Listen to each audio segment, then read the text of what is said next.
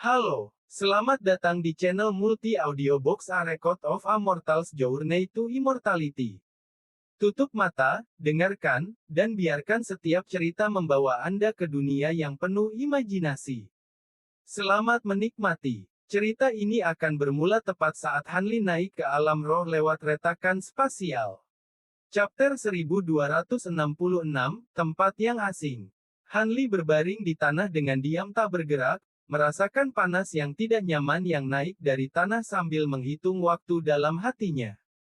Jika dia tidak salah, dia sudah berbaring di sini selama 3 bulan berdasarkan konvensi waktu di dunia manusia. Saat itu ada 3 matahari dan 4 bulan di langit, dan Hanli tahu bahwa di malam hari, semua matahari itu juga akan berubah menjadi bulan. Ketika siang tiba, semua bulan itu kemudian akan berubah menjadi matahari yang menyengat satu persatu, hingga ada 7 matahari yang tergantung di langit. Ini berarti bahwa selalu ada 7 benda langit yang melayang di langit. Perbedaannya adalah suhu sangat panas di siang hari, dan sangat dingin di malam hari. Dari pengamatannya, tampak bahwa siang dan malam di tempat ini sangat panjang, kira-kira 3 kali lebih panjang dari siang dan malam di dunia manusia. Perbedaan suhu antara siang dan malam juga sangat mencengangkan, dan kemungkinan besar dia sudah mati jika bukan karena konstitusi tubuhnya yang istimewa. Tempat ini tentu saja bukan lagi bagian dari dunia manusia, tetapi apakah ini alam roh? Hanli tidak yakin. Energi spiritual di sini tidak terlalu melimpah, tampaknya tidak jauh berbeda dari jumlah energi spiritual yang dihasilkan oleh urat spiritual normal di dunia manusia, dan terlebih lagi, dia tiba di sini sepenuhnya secara tidak sengaja.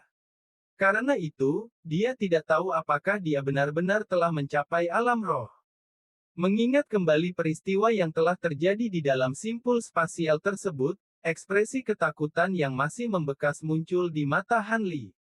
Namun, seandainya bukan karena kecelakaan yang terjadi di bagian akhir perjalanan, Hanli sama sekali tidak yakin akan kemampuannya untuk menahan gelombang badai spasial yang tak henti-hentinya muncul di akhir perjalanan.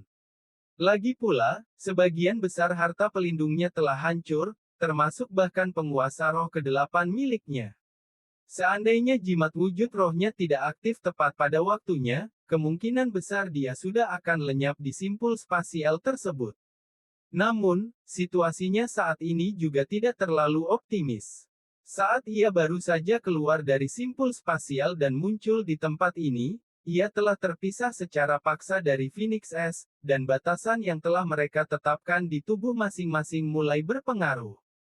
Untungnya, ia telah menguasai berbagai teknik rahasia, dan salah satunya memungkinkannya untuk secara paksa menekan batasan ini. Jika tidak, ia pasti sudah mati akibat efek samping kekuatan sihir.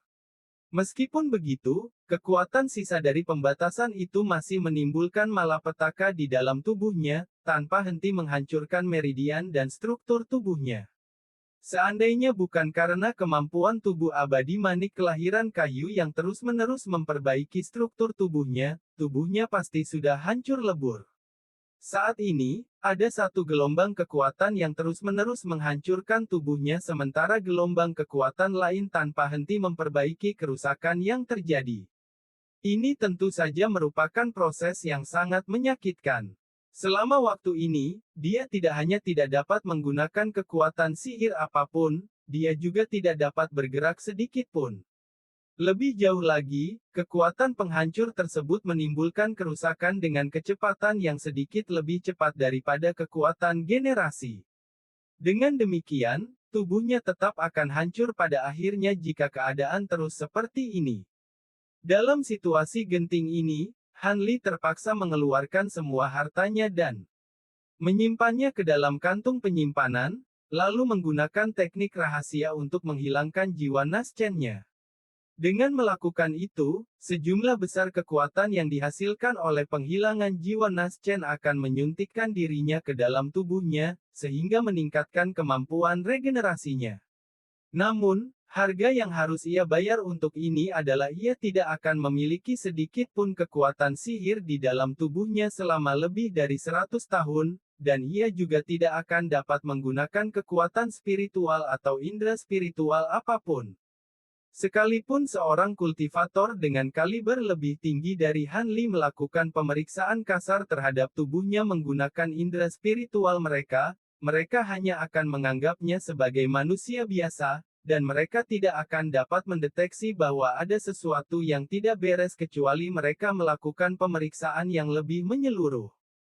Konsekuensinya cukup mengerikan, tetapi efek dari pelepasan teknik rahasia ini juga sangat ampuh. Selama 3 bulan terakhir, sisa kekuatan pembatasan tersebut akhirnya benar-benar hilang, dan sebagian besar meridiannya telah pulih. Menurut perkiraannya, hanya butuh sekitar 1 bulan sebelum dia bisa berjalan kembali. Dengan mengingat hal itu, ia menoleh ke samping dengan susah payah, hanya untuk disambut oleh pemandangan hamparan pasir abu-abu tandus yang membentang sejauh mata memandang, tanpa sehelai rumput pun terlihat. Saat ini ia berada di gurun yang tandus, dan sebagian besar tubuhnya tertutup oleh jenis pasir aneh ini, membuatnya tampak seperti mayat. Matahari di langit secara bertahap berkurang dari 3 menjadi 2, lalu menjadi 1, dan akhirnya tampak seolah-olah senja akan segera tiba. Namun, alih-alih memejamkan mata dan bersiap menghadapi malam yang dingin lainnya, mata Han Li tiba-tiba melebar saat cahaya biru samar melintas di pupil matanya.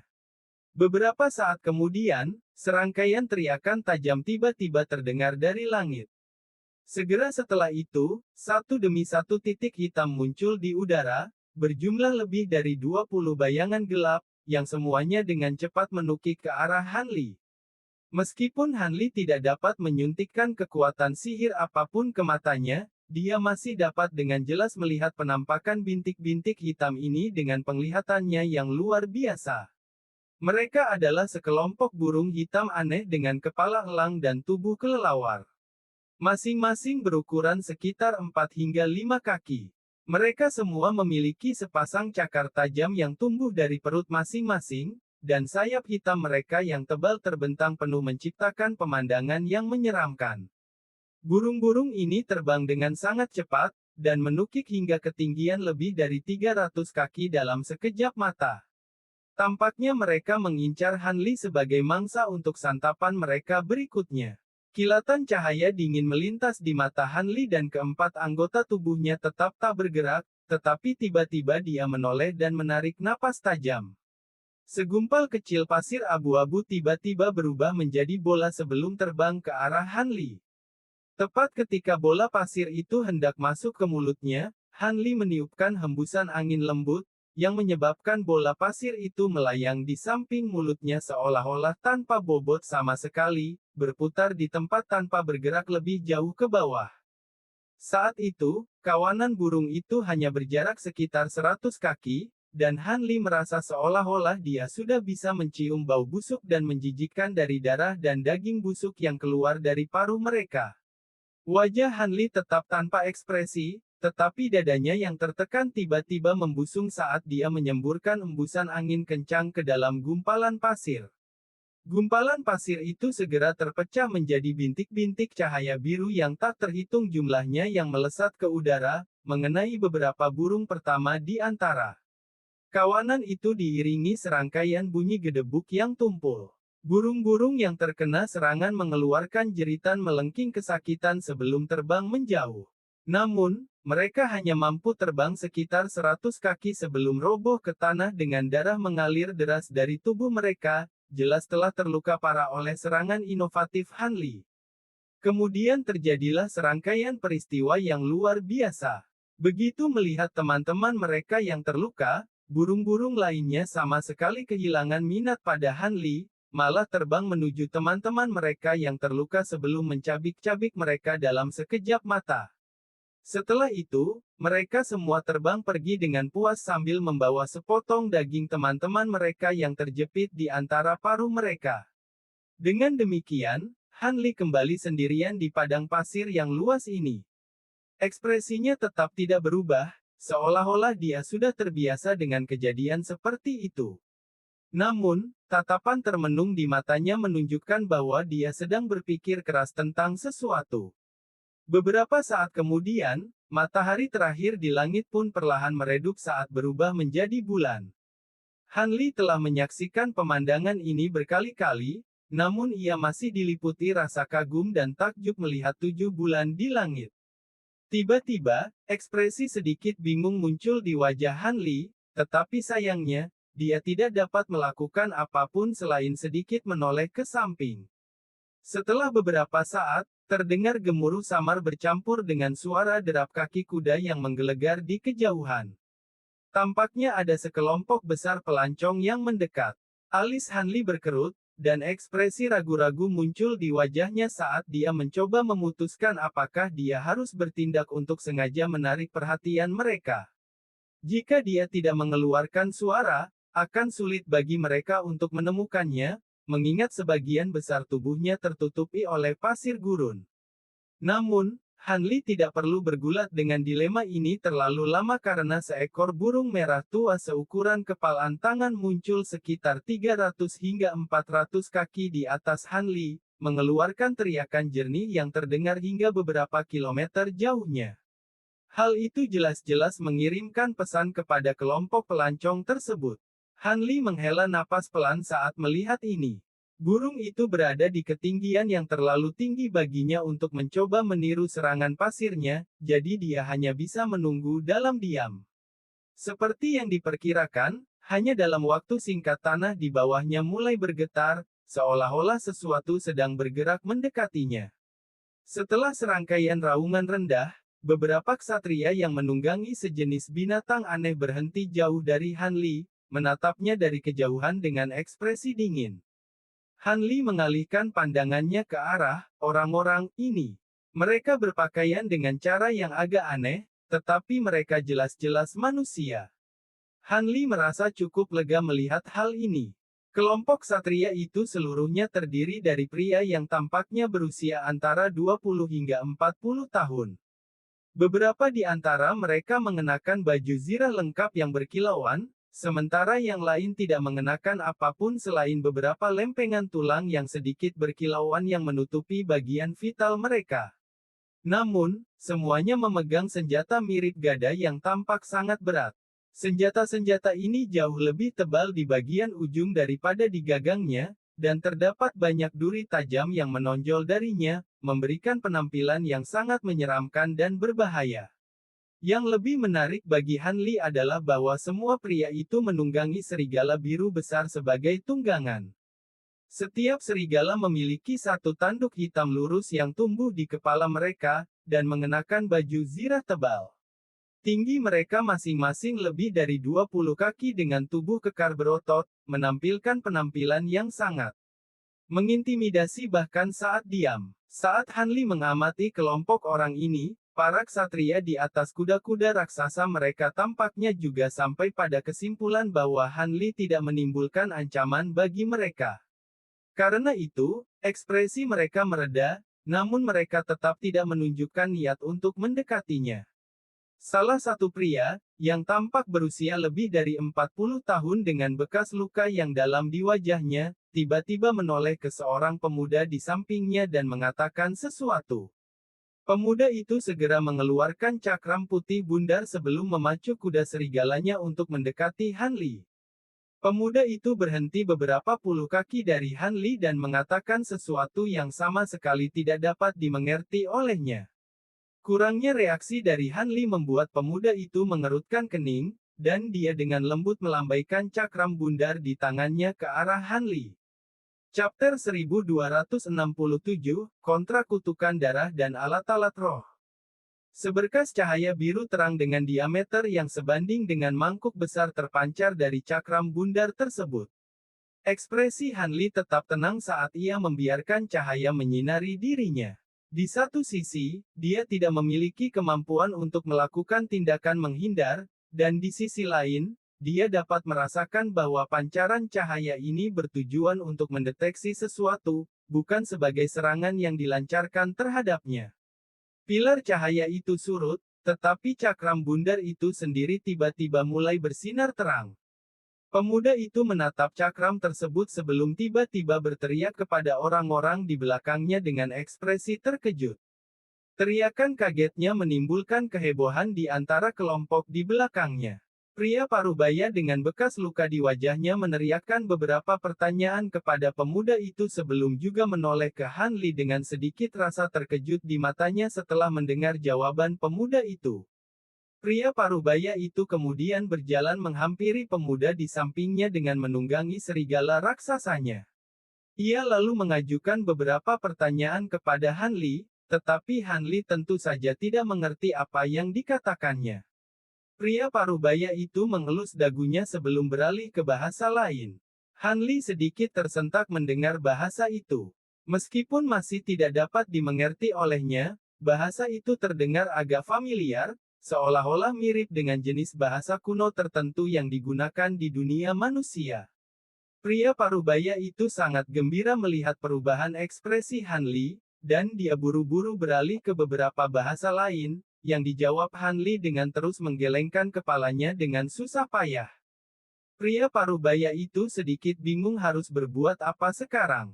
Dia menggantungkan senjatanya di sisi tubuh serigala tunggangannya yang besar sebelum mengeluarkan sebuah kotak kayu kuning dan membuka tutupnya. Di dalamnya terungkap sebuah manik kuning seukuran ibu jari, dan manik itu berkilauan dengan cahaya spiritual yang samar. Ekspresi sedikit enggan muncul di wajah pria parubaya itu saat ia kembali menatap Han Li. Kemudian ia mengalihkan pandangannya kembali ke manik-manik itu dengan ekspresi ragu-ragu sebelum akhirnya menggertakkan giginya, seolah-olah telah sampai pada suatu keputusan. Segera setelah itu, ia membalikkan tangannya dan sebuah cincin aneh muncul di telapak tangannya. Ada beberapa jenis rune yang terukir di permukaannya, dan sebuah permata hijau seukuran kacang polong telah tertanam di dalam cincin itu. Pria itu menekan manik-manik itu ke permata, dan seketika cahaya berkilauan menyembur dari manik-manik tersebut. Pria itu kemudian langsung melemparkan permata itu ke arah Han Li tanpa ragu-ragu. Begitu benda itu menyentuh Han Li, benda itu menghilang ke dalam tubuhnya tanpa jejak. Han Li sedikit goyah saat melihat ini, dan jantungnya tersentak ketika semburan energi dingin tiba-tiba muncul dari manik-manik itu. Mengalir langsung ke otaknya. Jika dia masih memiliki kekuatan sihirnya, maka dia secara alami dapat membuang benda ini sesuka hati.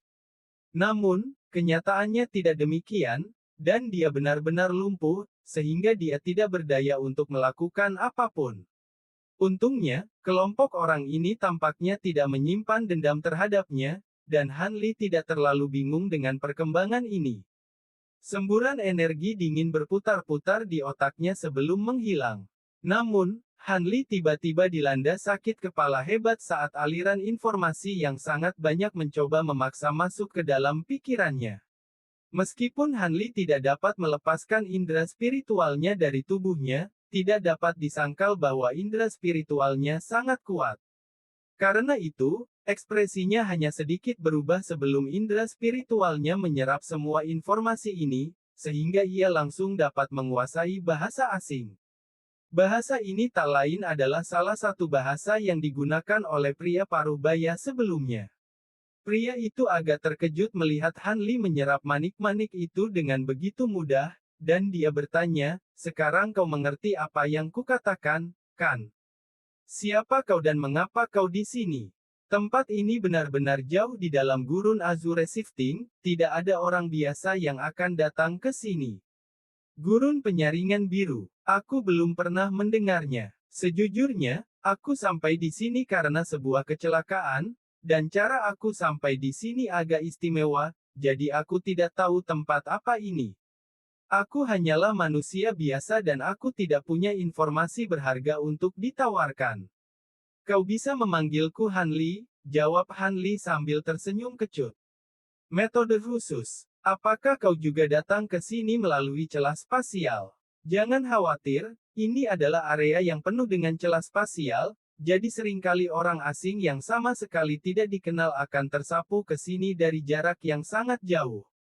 Pria parubaya itu tampaknya sudah terbiasa dengan kejadian seperti itu. Han Li sedikit terdiam mendengar ini. Dia telah merancang seluruh cerita untuk mencoba menyesatkan orang-orang ini, tetapi tampaknya dia tidak akan bisa menggunakan cerita ini. Hehe, kau tidak terlihat seperti manusia biasa. Lagi pula, selama kau bukan wujud manusia dari makhluk buas, asal-usulmu sebenarnya tidak penting bagi kami. Namun, situasimu saat ini cukup berbahaya. Musim pasang kalajengking akan datang di Gurun Azure Shifting dalam beberapa hari, dan jika tidak ada yang menyelamatkanmu sebelum itu, kau akan mati tidak peduli trik apapun yang kau miliki. Bagaimana kalau kau menandatangani kontrak dengan perusahaan Timur Surgawi kami? Kami bisa membawamu bersama kami, tetapi kau harus mengabdi pada perusahaan kami selama 20 tahun sebagai imbalannya. Kau hanya bisa pergi setelah menyelesaikan masa tugas 10 tahunmu bersama kami. Senyum sinis muncul di wajah pria paruh baya itu. Hanli hanya ragu sesaat sebelum setuju, 20 tahun. Baiklah, aku akan melakukannya. Baiklah, kalau begitu tanda tangani kontrak kutukan darah ini. Pria itu tertawa terbahak-bahak sebelum memberi isyarat kepada salah satu temannya. Sang ksatria mengeluarkan setumpuk kertas tebal dan memilih satu secara acak, lalu menggigit jarinya hingga berdarah dan menulis beberapa hal di atas kertas itu dengan darahnya. Kemudian dia melompat turun dari tunggangan serigala raksasanya dan berjalan menuju pria paruh baya itu. Yang terakhir menerima selembar kertas itu sebelum menunjukkannya kepada Hanli. Namun, alis Hanli berkerut saat dia menatap lembaran kertas itu, dan dia tidak mengatakan apapun, bahkan setelah sekian lama. Sebuah pikiran tiba-tiba terlintas di benak pria paruh baya itu, dan dia bertanya, apakah Anda belum pernah melihat kontrak kutukan darah sebelumnya? Ini memang pertama kalinya saya melihat benda seperti ini. Bisakah Anda memberitahu saya apa fungsinya? Jawab Hanli jujur. Dari apa yang bisa dilihatnya, ini bukanlah sebuah kontrak, ini jelas sebuah jimat. Dia mengenali semua rune pada jimat itu karena itu adalah jenis rune kuno yang digunakan di dunia manusia. Namun, ini adalah pertama kalinya dia melihat rune-rune ini digunakan dalam kombinasi seperti ini, dan itu menciptakan pemandangan yang cukup aneh baginya. Kau bahkan belum pernah melihat kontrak kutukan darah sebelumnya. Apa kau datang dari timur? Baiklah, biar ku ceritakan tentang ini. Ini sangat sederhana, jika kau menyetujui syarat-syarat kontrak dan dengan sukarela meneteskan setetes sari darahmu ke kontrak tersebut, maka kontrak itu akan berlaku. Jika kau mencoba membatalkan kontrak tersebut, kekuatan kutukan darah akan mengambil sebagian jiwamu, dan kau akan berharap kau mati. Hehe, kontrak ini diciptakan oleh Sekte Kutukan Darah, dan kecuali kau memiliki kemampuan seorang dewa, kau tidak akan bisa lolos dari kekuatannya setelah menandatanganinya, jelas pria paruh baya itu dengan sabar. Ekspresi termenung muncul di wajah Hanli. Dia masih belum mengerti bagaimana kontrak kutukan darah ini bekerja, tetapi dia bisa tahu bahwa rune yang digunakan sama sekali tidak rumit. Meskipun dia tidak bisa langsung menguraikannya, dia pasti akan mampu melakukannya setelah diberi waktu. Lebih jauh lagi, dari tingkat kerumitan rune tersebut, tampaknya kontak ini hanya akan mampu mengikat kultivator tahap pembentukan fondasi. Kultivator di tahap pembentukan inti ke atas akan sepenuhnya terbebas dari pengaruhnya. Meskipun dia tidak mampu mengerahkan kekuatan sihir apapun, energi luar biasa di dalam jiwa barunya telah disuntikkan ke dalam tubuhnya, sehingga tidak mungkin kutukan darah ini dapat mengikatnya, kekuatannya kemungkinan besar akan hilang segera setelah memasuki tubuhnya. Benda ini agak mirip dengan halaman sungai dunia bawah yang digunakan oleh pria tua bermarga Fu di dunia manusia. Tentu saja, tidak mungkin keduanya dapat dibandingkan satu sama lain. Kitab Sungai Dunia Bawah bahkan dapat mengikat kultivator jiwa baru lahir sampai batas tertentu, sedangkan kontrak kutukan darah ini kemungkinan besar digunakan di antara manusia biasa. Selain itu, kedengarannya seperti barang yang umum digunakan di daerah ini. Serangkaian pikiran melintas cepat di benak Hanli saat dia membaca ketentuan kontrak. Orang-orang ini memang mengulurkan tangan membantunya, tetapi dia harus bekerja untuk mereka selama 20 tahun. Saya setuju dengan ketentuan kontrak, tetapi saya tidak bisa pindah saat ini, jawab Han Li, namun ia memasang ekspresi enggan, seolah-olah sedang mencari alasan yang tepat. Pria parubaya itu terkekeh dingin sambil melambaikan tangan ke arah ksatria yang telah menyusun kontrak kutukan darah. Bantu dia, si ketujuh kecil. Ksatria yang baru saja disebut sebagai si kecil tujuh meletakkan kontrak kutukan darah di dada Han Li sebelum mencengkeram salah satu pergelangan tangannya. Di tangan lainnya, ia memegang belati tajam yang panjangnya beberapa inci, dan tanpa ragu-ragu ia menggorok pergelangan tangan Han Li. Namun, bunyi dentingan logam terdengar saat belati itu mengenai pergelangan tangan Han Li, dan kulitnya sama sekali tidak terluka. Semua orang terkejut melihat ini. Ksatria yang memegang belati itu benar-benar terpaku di tempatnya. Pria parubaya itu tersadar sebelum ekspresi serius muncul di wajahnya, lalu dia bertanya, apakah kau mempelajari teknik perisai mendalam atau seni Vajra? Apakah kau sudah menguasai lapisan kedua? Aku telah mempelajari seni Vajra, dan aku sudah menguasai lapisan ketiga. Han Li menjawab dengan tenang setelah mendengar ini, tetapi di dalam hatinya ia sangat gembira. Dia akhirnya dapat memverifikasi bahwa ini memang alam roh, karena hanya manusia fana dari alam roh yang mengetahui keberadaan seni Vajra. Pria parubaya itu menghela napas untuk menenangkan diri sebelum melemparkan pedang pendek ke arah Little Seven sambil berkata, lapisan ketiga, ya. Itu berarti kau sudah bisa melawan monster iblis tingkat rendah. Sepertinya aku benar-benar menemukan harta karun. Tidak heran belati Fana Little Seven tidak bisa melukaimu, coba pedang kilau emasku. Meskipun hanya alat spiritual tingkat rendah, selama kau tidak mengaktifkan seni Vajramu untuk mencoba membela diri, pedang ini seharusnya masih bisa melukaimu. Sebuah alat spiritual. Ekspresi Han Li sedikit berubah setelah mendengar ini. Si kecil tujuh menangkap pedang itu sebelum menariknya dari sarungnya, dan seketika itu juga semburan cahaya keemasan muncul. Mata Han Li menyipit melihat ini. Tampaknya, apa yang disebut sebagai alat spiritual ini sama sekali tidak berbeda dengan harta karun biasa. Mungkinkah bahkan manusia biasa di alam roh pun dapat menggunakan harta karun? Namun, setelah diperiksa lebih teliti, Han Li akhirnya menyadari satu-satunya perbedaan, ada batu spiritual emas yang tertanam di gagang pedang. Batu spiritual ini adalah batu spiritual atribut logam tingkat menengah, dan ukurannya sekitar 1/5 dari ukuran batu spiritual di dunia manusia. Saat ia merenungkan hal-hal tersebut, si kecil tujuh mengeluarkan sarung tangan kulit binatang sebelum memakainya. Baru kemudian ia meraih gagang pedang dengan tangan yang bersarung tangannya. Rune berkelebat di permukaan sarung tangan, dan ada juga batu roh seukuran kacang polong dengan berbagai warna yang tertanam di dalam sarung tangan. Chapter 1268, Perusahaan Timur Surgawi. Begitu tangannya yang bersarung tangan menggenggam gagang pedang kilauan emas, cahaya yang terpancar dari pedang itu meredup, tetapi tiba-tiba mulai memancarkan aura yang lebih berbahaya dan mengancam. Ekspresi Han Li tetap tidak berubah saat melihat ini, tetapi dia benar-benar cukup terkejut. Setelah mengenakan sarung tangan ini, manusia fana ini benar-benar mampu menggunakan apa yang disebut sebagai alat spiritual.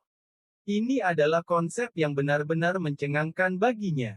Dia pernah mendengar bahwa kultivator fana paling luar biasa di alam roh bahkan bisa bertarung melawan kultivator lain dalam pertempuran, tetapi binatang iblis itu tidak memberitahunya tentang alat-alat spiritual ini. Jika alat-alat spiritual ini benar-benar sebanding dengan harta karun dunia manusia, maka tidak mengherankan jika manusia biasa dapat membunuh kultivator tingkat rendah di dunia ini. Saat Han Li masih terguncang oleh kebingungannya, si tujuh kecil mengangkat pedang kilauan emas, dan mengarahkannya kembali ke pergelangan tangan Han Li. Kali ini, dia jelas jauh lebih berhati-hati dan teliti. Alis Han Li berkerut saat dia perlahan mengaktifkan seni kultivasinya. Seni Brahjade dan seni Vajra adalah seni kultivasi yang sama, tetapi yang satu dikultivasi menggunakan kekuatan spiritual di dalam tubuh seseorang, sedangkan yang lain dikultivasi dengan secara paksa menyuntikkan kekuatan spiritual dari dunia luar ke dalam tubuh seseorang. Di masa lalu, Han Li secara alami telah menguasai seni giok terang, tetapi karena ia tidak mampu mengumpulkan kekuatan sihir apapun, ia hanya dapat menggunakan seni Vajra. Lebih jauh lagi, ia telah berbohong ketika mengatakan kepada pria parubaya itu bahwa ia hanya menguasai lapisan ketiga seni giok terang. Dengan bantuan seni penempaan tulang dan buah sisik naga, ia telah menguasai lapisan keempat seni giok terang. Oleh karena itu, jika dia tidak sengaja mengurangi daya keluaran dari seni Vajranya, pedang kilauan emas tetap tidak akan mampu menimbulkan kerusakan apapun padanya. Saat mata pedang menyentuh pergelangan tangan Han Li, pedang itu sedikit goyah, tetapi akhirnya berhasil menembus kulitnya dan mengeluarkan darah. Ksatria itu buru-buru mengangkat tangan Han Li yang lain, mencelupkan jarinya ke dalam darahnya sendiri, lalu menggunakan jari itu untuk menulis beberapa rune aneh pada kontrak kutukan darah tersebut. Begitu rune-rune itu terbentuk, mereka menghilang ke dalam lembaran kertas tanpa jejak. Ksatria itu menoleh ke Han Li sambil tersenyum, dan berkata, yang perlu kau lakukan sekarang hanyalah memikirkan kembali syarat-syarat kontrak, lalu menyatakan persetujuanmu atas syarat-syarat tersebut dalam hatimu. Han Li melakukan apa yang diperintahkan. Akibatnya, cahaya merah menyala tiba-tiba muncul dari kontrak kutukan darah, dan semua rune tampak hidup. Semuanya terbang dari kontak tersebut sebelum menghilang ke dalam tubuh Han Li dan sang ksatria. Sementara itu, kontrak kutukan darah tersebut terbakar sendiri dan lenyap menjadi bola api hijau. Haha, kakak Han, kau menjadi bagian dari perusahaan Timur Surgawi kami mulai hari ini. Si kecil 7, gendong kakak Han ke atas kereta. Saat ini dia tidak bisa bergerak, jadi dia tidak bisa menunggangi binatang buas serigala. Sikap pria parubaya itu terhadap Han Li tiba-tiba menjadi jauh lebih ramah. Si kecil 7 menaiki serigala tunggangannya sebelum pergi ke belakang rombongan untuk mencari kereta. Sementara itu, pria parubaya itu mulai mengobrol dengan Han Li sambil tersenyum ramah. Barulah kemudian Han Li mengetahui bahwa pria itu bernama Zhang Kui, dan dia adalah pemimpin regu penjaga pertama perusahaan Timur Surgawi. Mereka sedang melewati Gurun Azure ini saat mengangkut beberapa kargo penting. Gurun Azure adalah gurun yang sangat luas, dan dibutuhkan beberapa bulan bagi regu mereka untuk sampai dari satu ujung gurun ke ujung lainnya. Saat mereka berdua sedang berbincang-bincang ringan, tiba-tiba seekor makhluk raksasa mendekati mereka dari kejauhan. Si kecil 7 itu menunggangi serigalanya di depan makhluk raksasa tersebut, seolah-olah memimpin jalan. Barulah setelah makhluk itu mendekat, Han Li menyadari bahwa itu adalah kura-kura raksasa yang tingginya sekitar 40 hingga 50 kaki, dan panjangnya sekitar 70 hingga 80 kaki. Terdapat kereta kayu yang diletakkan di punggung kura-kura, serta sebuah tempat duduk di bagian depan cangkangnya. Ada seorang pria tua kurus berjubah abu-abu duduk di tempat duduk itu, dan tampaknya dialah pengemudi kereta. Kura-kura raksasa itu berhenti di depan sekelompok satria, dan pintu kereta dibuka dari dalam.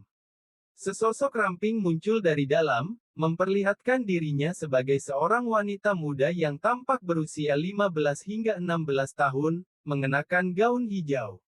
Ia memiliki wajah bulat dengan fitur wajah yang manis dan menggemaskan. Wanita muda itu melirik Han Li sebelum tersenyum dan bertanya, apakah dia Paman Zhang?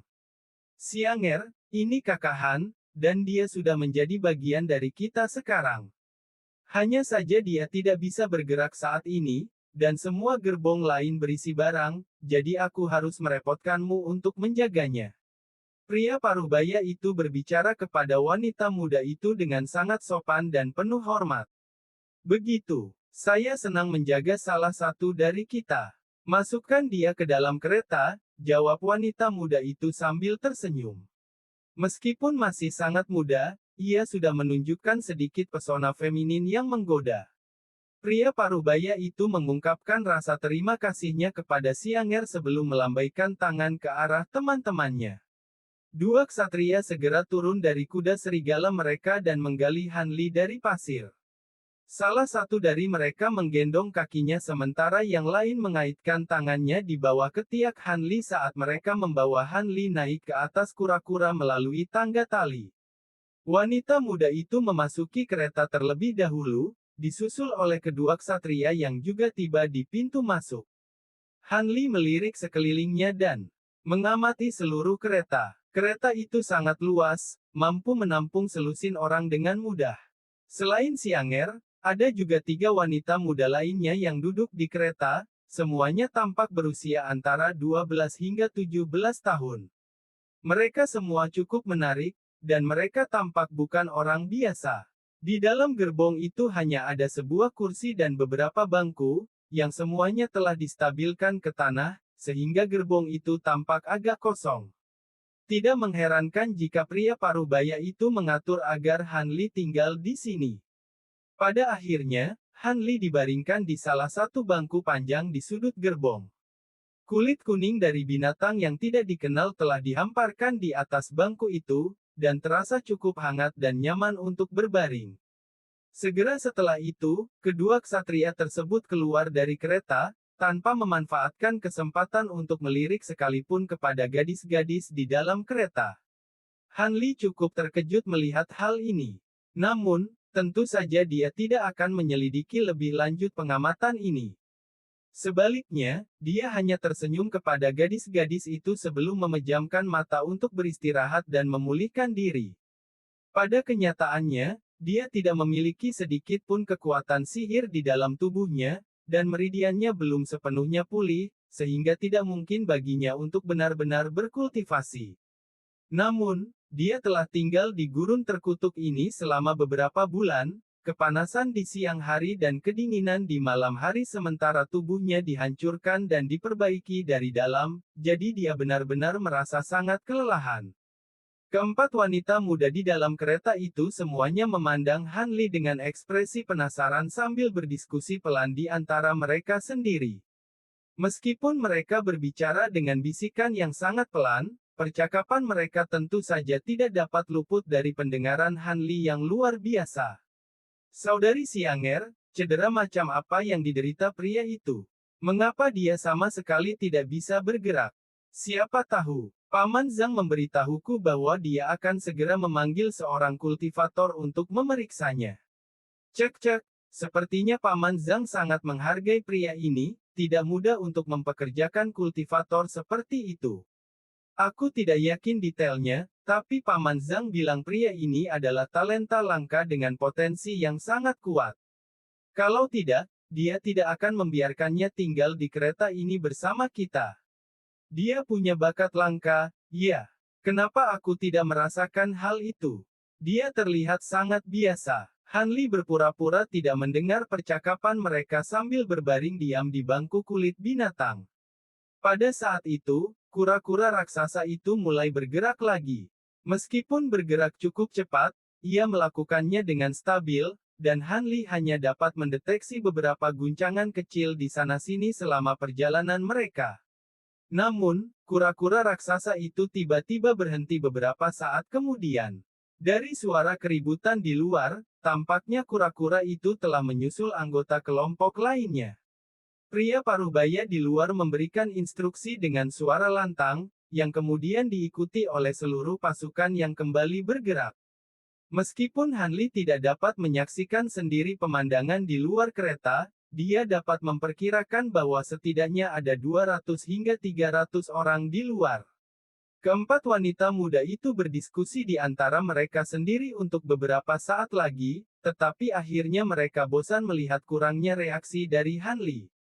Karena itu, mereka beralih ke topik pembicaraan lain, dan pada kesempatan ini, mereka tidak berusaha untuk meredam suara mereka. Saya mendengar bahwa kargo yang dikirim oleh Heavenly East Enterprise kali ini sangat penting untuk keselamatan kota Anyuan, itulah sebabnya penguasa kota rela menghabiskan sejumlah besar batu spiritual untuk menyewa kami mengantarkan kargo dari tempat yang begitu jauh.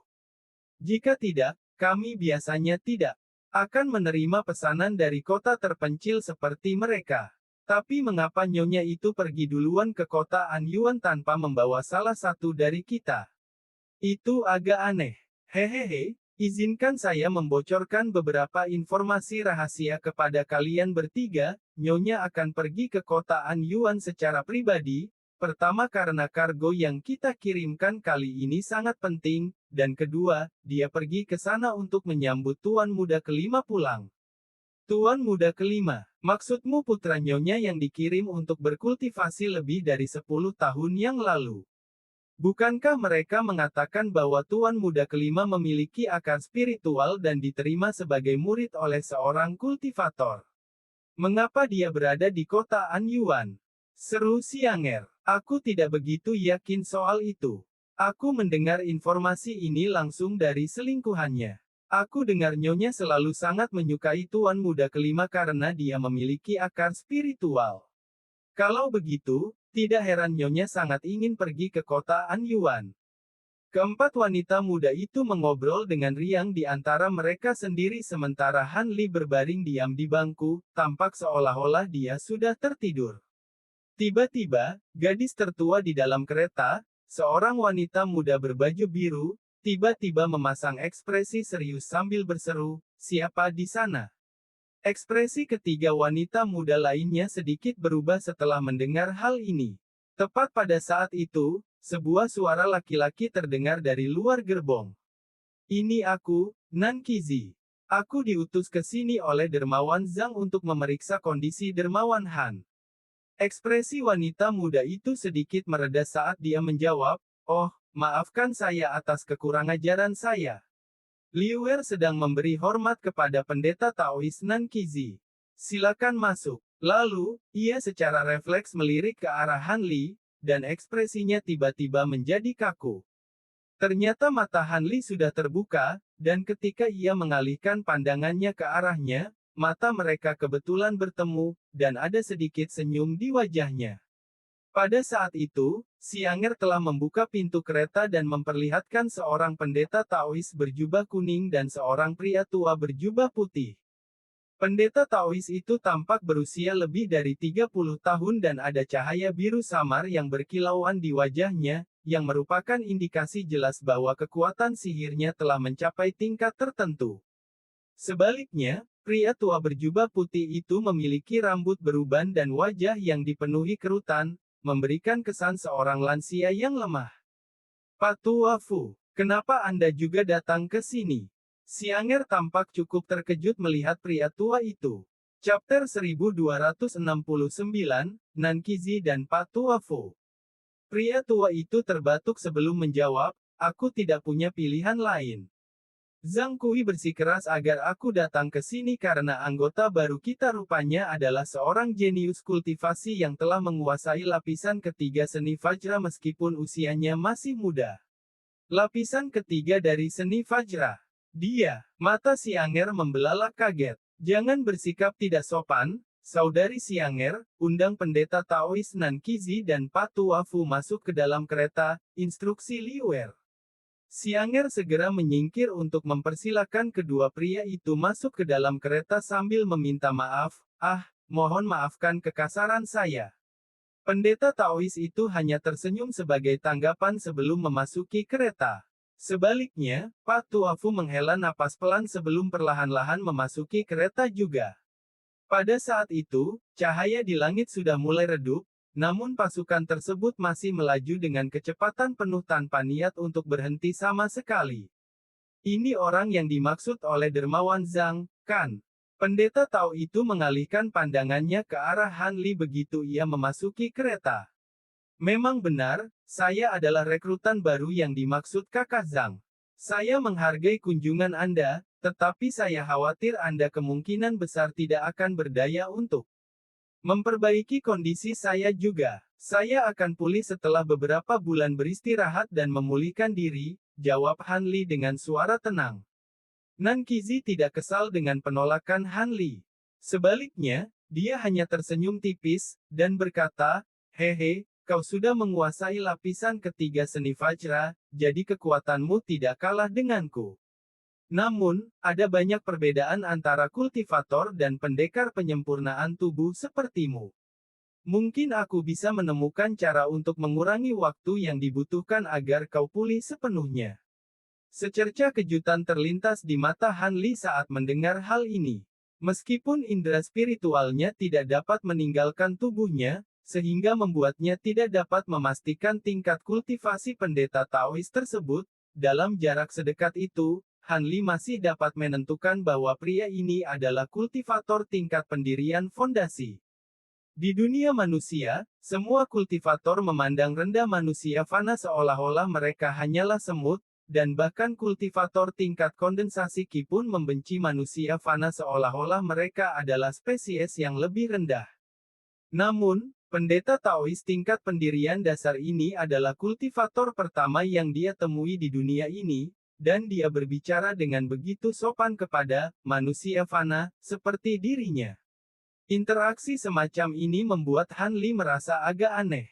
Ternyata, binatang langit tak berujung itu tidak melebih-lebihkan kekuatan manusia di alam roh. Dengan pertimbangan itu, Han Li mengangguk sambil tersenyum sopan, dan berkata, "Kalau begitu, saya harus merepotkan Anda untuk melakukan pemeriksaan menyeluruh." Nan Qizi mengangguk sambil tersenyum sebelum mengangkat tangan untuk memperlihatkan gelang biru langit di pergelangan tangannya.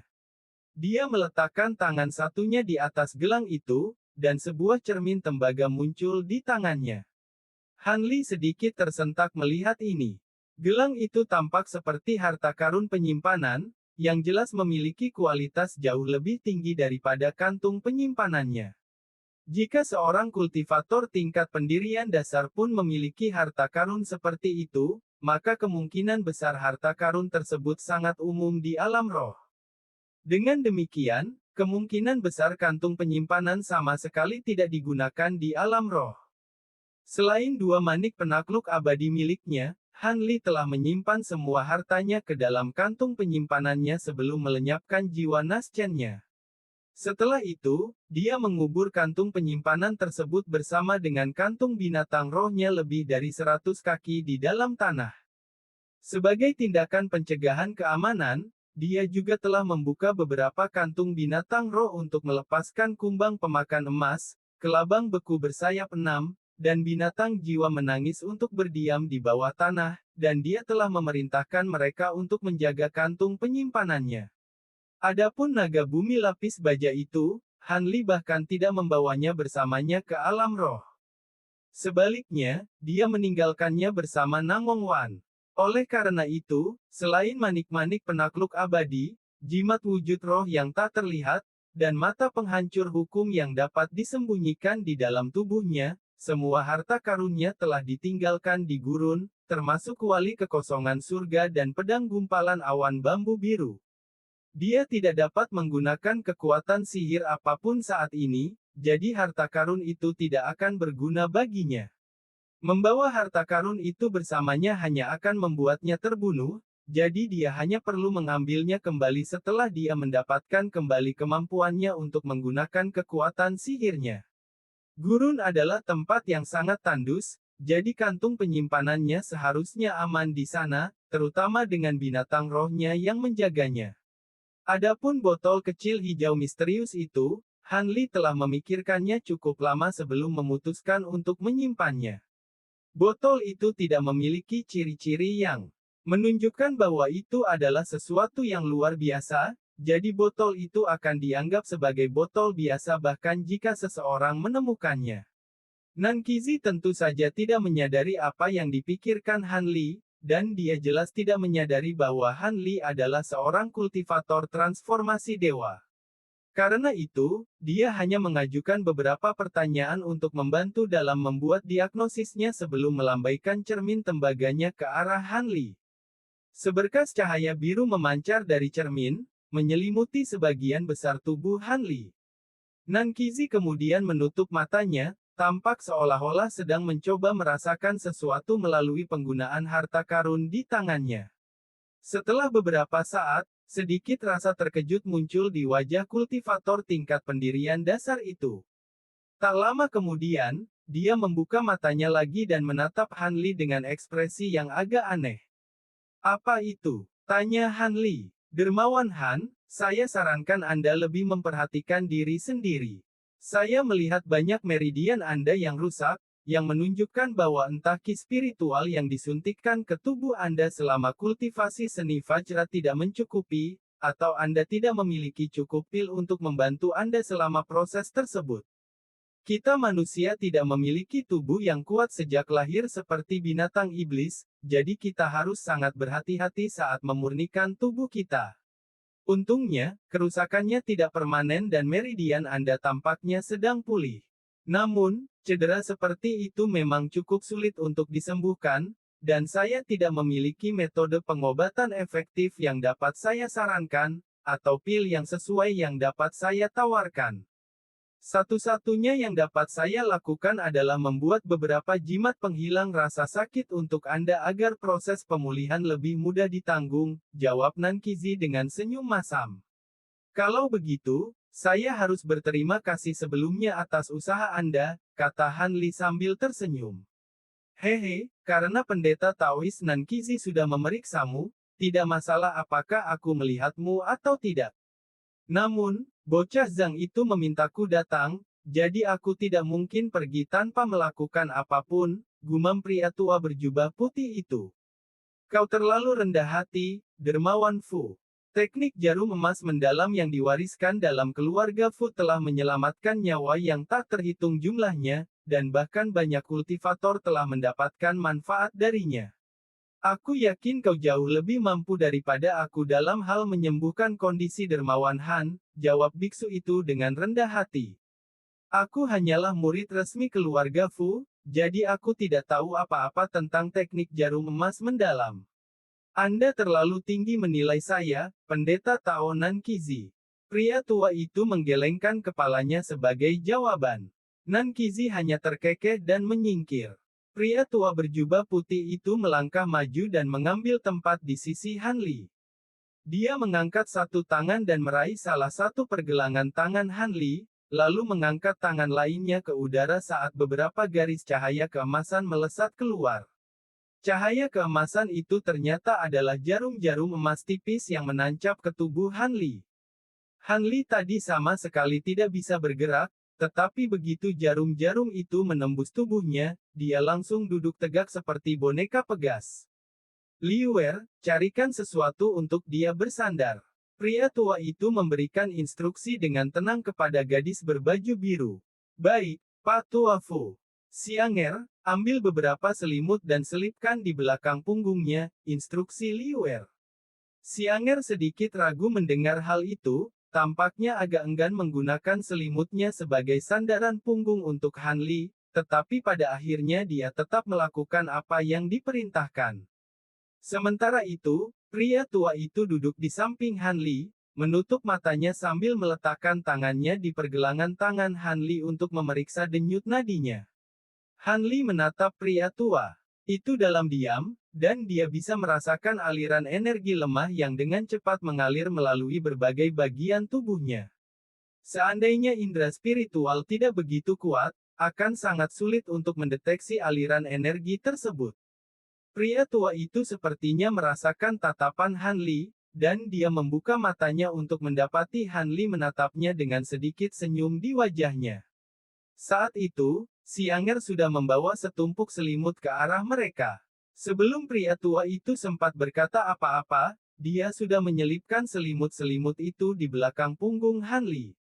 Han Li menyandarkan punggungnya ke selimut, dan disambut oleh aroma harum yang samar saat ia menyampaikan ucapan terima kasih kepada Xianger. Sebagai tanggapan, Xianger hanya memberikan jawaban singkat yang tidak dingin maupun menyenangkan. Han Li mengabaikan sikap wanita itu dan terus mengamati pria tua tersebut.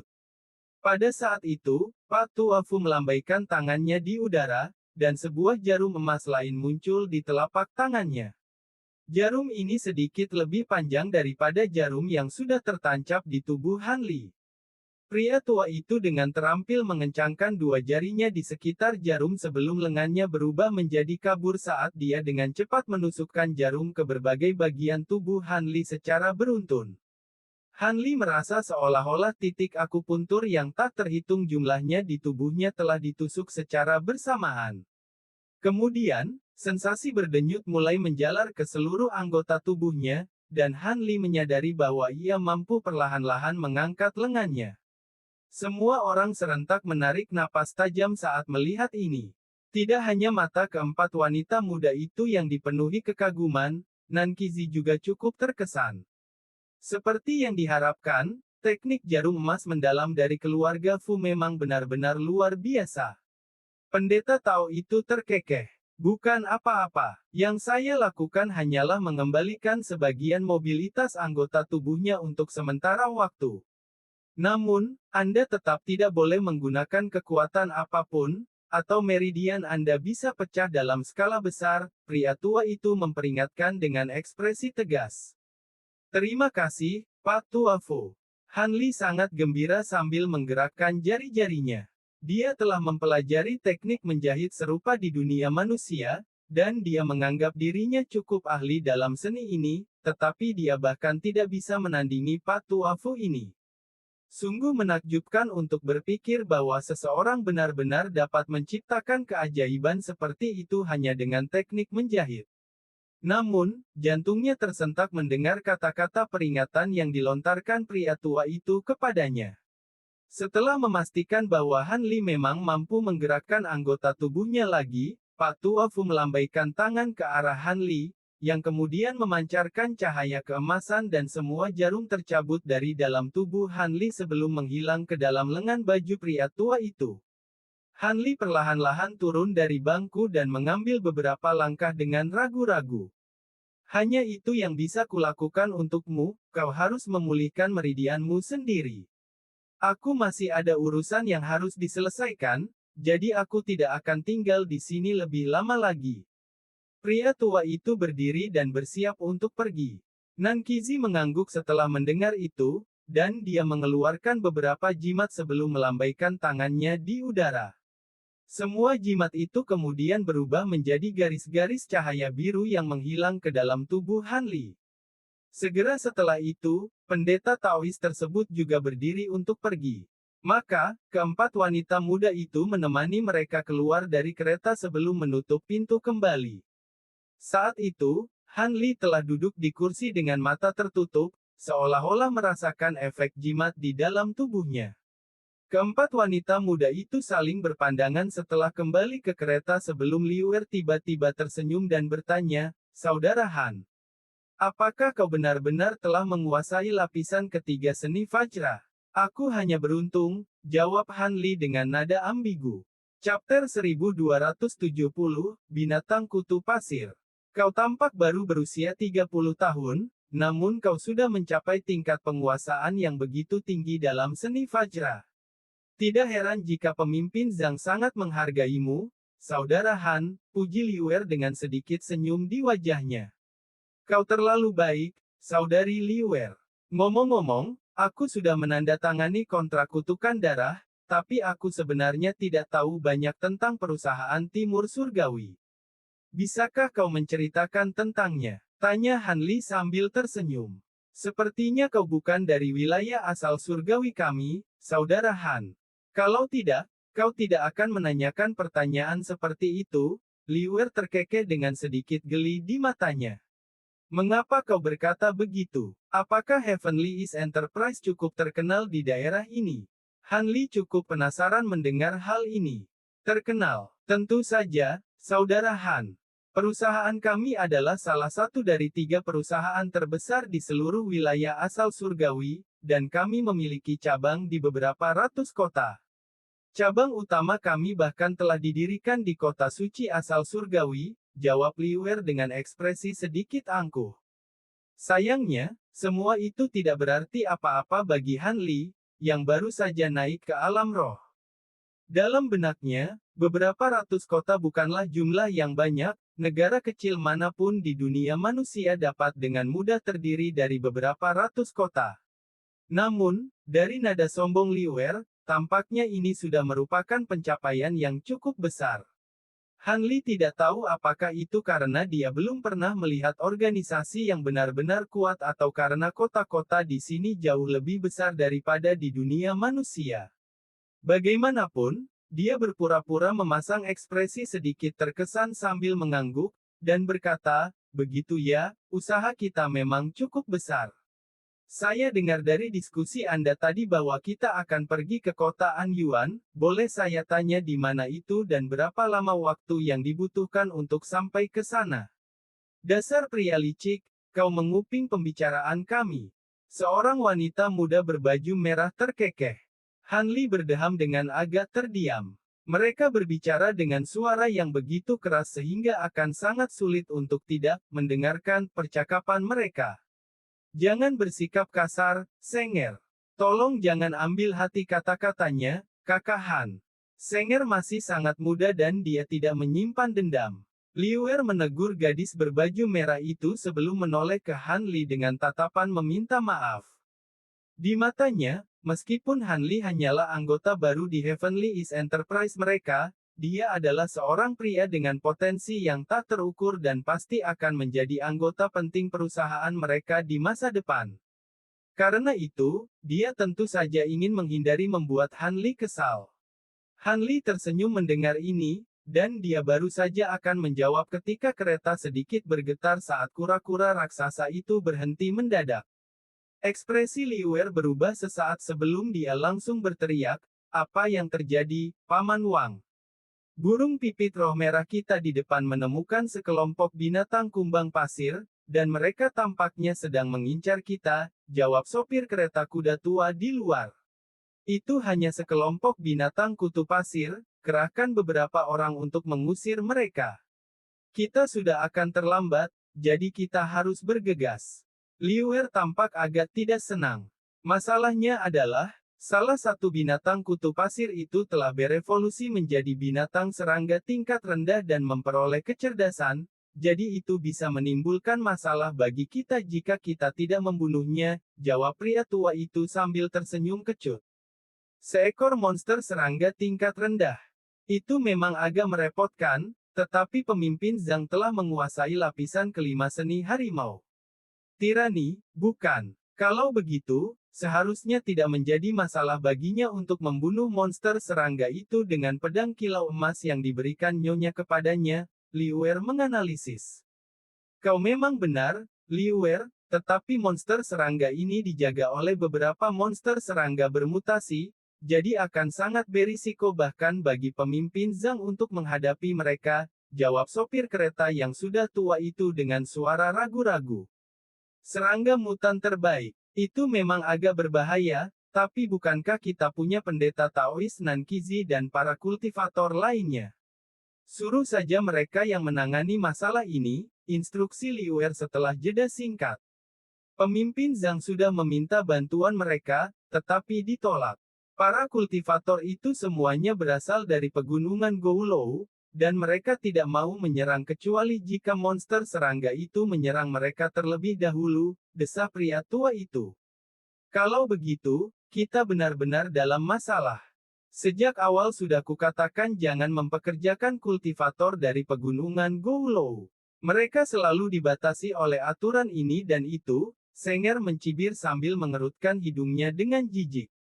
Pendeta Taois Nankizi dan yang lainnya tidak bersalah. Sebagian besar kultivator di pegunungan Goulou berlatih seni manipulasi serangga, jadi ini hanya nasib buruk kita bertemu dengan binatang serangga daripada jenis binatang lainnya. Aku akan melepaskan benda yang ditinggalkan nyonya kepadaku sebelum dia pergi agar kita bisa membantu pemimpin Zhang. Kau pergi dan beritahu dia tentang ini, dan aku akan segera menemuinya. Ekspresi muram muncul di wajah Liuer. Dengan alat itu, kita pasti tidak akan kesulitan menghadapi makhluk-makhluk serangga itu. Sopir kereta kuda yang sudah lanjut usia itu tampak sangat lega setelah mendengar pengaturan ini.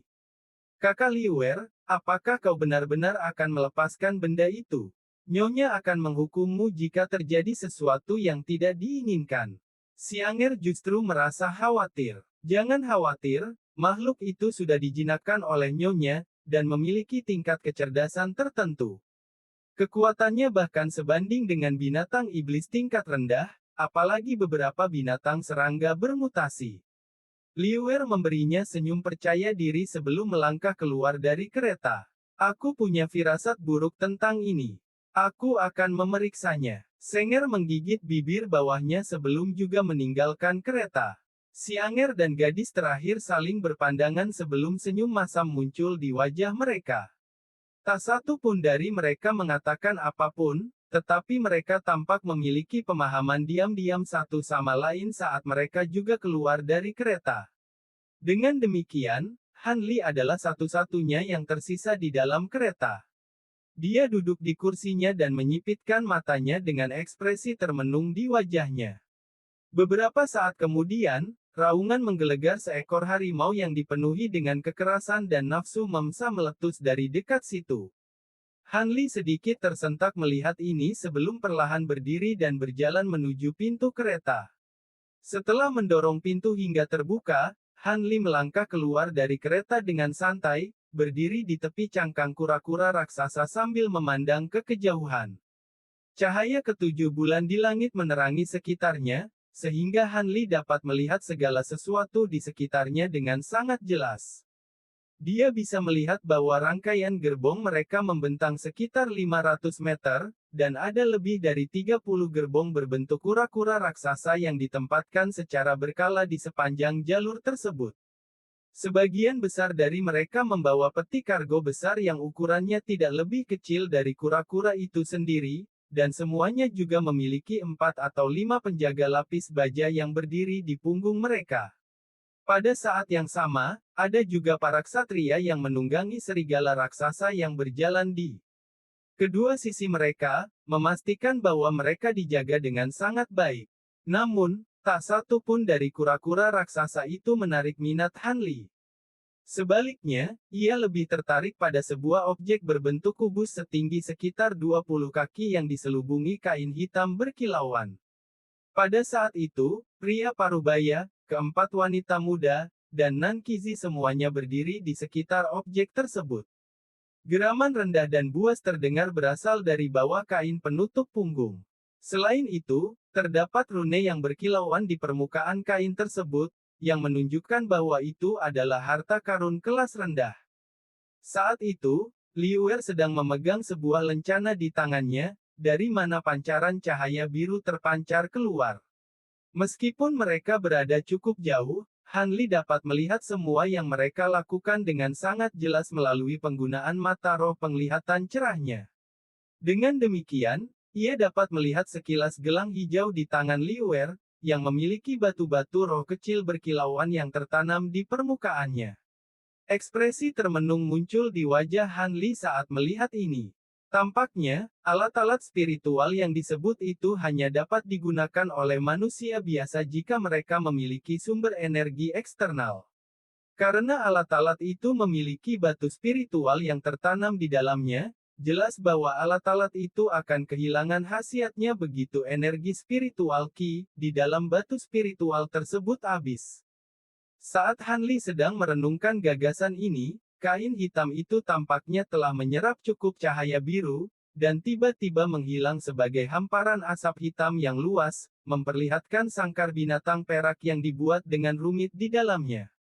Di dalam kandang ini terdapat seekor harimau buas berwarna merah tua. Dari penampilannya, binatang buas ini tampak tidak berbeda dari harimau biasa, kecuali bulunya yang berwarna merah darah. Namun, semua orang yang berada di sekitar tempat kejadian diliputi rasa takut yang tak disengaja saat mereka menatap binatang buas itu. Melihat begitu banyak orang berdiri di sekitar kandangnya, kilatan cahaya ganas tiba-tiba muncul dari mata binatang buas itu. Tiba-tiba, ia menerkam dengan ganas tanpa peringatan, menabrak kandang dengan keras, menyebabkan seluruh struktur bergetar hebat. Ekspresi semua orang berubah saat mereka mundur tanpa sadar. Liu Er menarik napas dalam-dalam sebelum mengangkat lencananya lagi, dan cahaya merah tua mulai muncul di atas lencana tersebut. Anehnya, begitu harimau buas itu melihat cahaya merah ini, kilatan ganas di matanya langsung menghilang, dan ia berbaring di tengah kandang seperti anak kucing jinak. Zhang Kui dan yang lainnya sangat lega melihat hal ini. Tepat pada saat itu, suara kicauan burung yang jernih tiba-tiba terdengar dari kejauhan, seolah-olah burung itu mencoba menyampaikan suatu pesan. Ekspresi muram muncul di wajah Zhang Kui saat dia berteriak, para monster serangga itu telah mempercepat langkah dan telah mengepung kita. Semuanya, bersiaplah untuk bertempur, tetapi jangan menjauh dari kereta, biarkan mereka datang kepada kita. Aku akan memimpin sekelompok orang untuk membunuh iblis serangga tingkat rendah itu. Tak satu pun dari serangga lain ini memiliki kecerdasan, jadi begitu makhluk itu mati, semua serangga akan bubar dengan sendirinya. Kata-katanya menggemparkan seluruh skuad. Mereka semua mulai berkumpul menuju kura-kura raksasa yang membawa muatan, dan semua ksatria telah menghunus pedang mereka sambil duduk di atas tunggangan serigala besar mereka dengan ekspresi waspada. Sementara itu, Liu Er memberi perintah, dan seseorang membuka kandang untuk melepaskan binatang buas harimau itu. Pengemudi kereta kuda yang sudah tua itu menoleh ke Han Li sambil tersenyum, dan berkata, "Saudara Han, kau masih belum pulih dari luka-lukamu, jadi sebaiknya kau kembali ke kereta demi keselamatanmu sendiri. Binatang kutu pasir ini tidak bisa melompat dan kereta ini terbuat dari kayu besi berat, jadi kau akan aman di dalam sana. Terima kasih atas peringatanmu. Aku belum pernah melihat binatang kutu pasir sebelumnya, jadi aku ingin melihatnya sendiri. Jika keadaan di sini menjadi berbahaya, aku pasti akan kembali ke kereta," jawab Han Li dengan senyum acuh tak acuh. Bersambung ke chapter 1271. Terima kasih untuk rekan Daois dan Master Sekte telah mendengarkan hingga akhir. Jika Anda menikmati cerita ini, jangan lupa berikan dukungannya dengan memberikan like, subscribe, dan aktifkan lonceng notifikasinya. Semoga para rekan Dao dapat segera menerobos kemacetan.